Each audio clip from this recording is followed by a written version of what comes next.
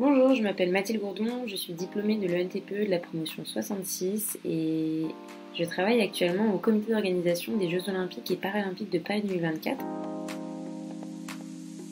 J'ai eu la chance de faire mon stage de fin d'études au comité en mars 2021 et suite à ça j'ai été embauchée dans la direction des sites et infrastructures pour travailler exclusivement du coup sur le village olympique et paralympique. Ma mission principale est la supervision des structures temporaires qui sont montées dans le village des athlètes. Par structure temporaire, j'entends principalement des tentes, des bungalows, des conteneurs, bref, tout ce qui peut être monté et démonté pour un événement.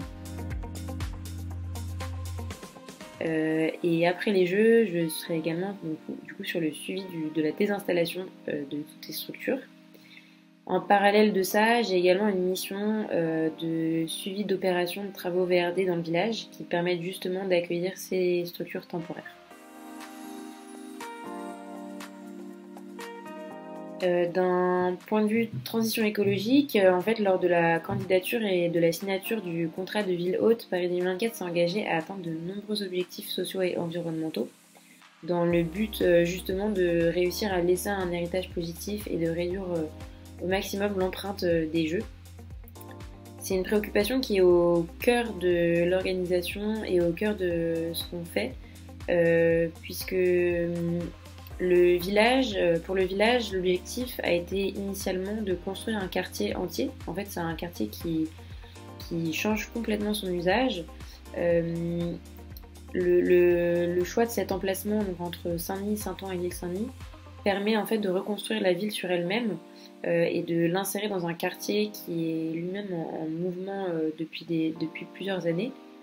Et donc en fait le principe même de la conception du village a été de le penser en premier lieu comme un quartier héritage et dans lequel Paris 2024 et les athlètes en fait viennent s'intégrer.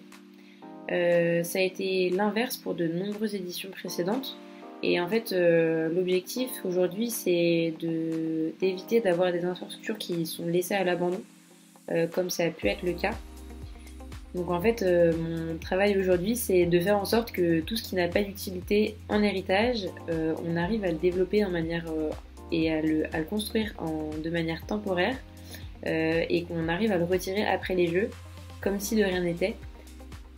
Et qu'on laisse en fait un nouveau quartier se créer à la suite des Jeux. En sortant de l'ENTPE, je n'aurais jamais pensé rentrer au comité d'organisation des Jeux. Finalement, malgré toute la complexité du projet, de sa gouvernance et sa particularité, voilà, c'est une fois tous les 100 ans. En fait, la majorité de missions se rapprochent vraiment de postes qui sont entre guillemets plus courants en sortie d'école, puisque en fait j'ai différentes postures en maîtrise d'ouvrage, en maître d'œuvre ou même en exploitant. La particularité c'est sûrement de faire tout ça dans un même poste, mais je pense justement que le NTPE m'a permis d'arriver à ce poste en ayant déjà une première vision de ces différents positionnements, de leur spécificité, de leur rôle et justement de leur interconnexion.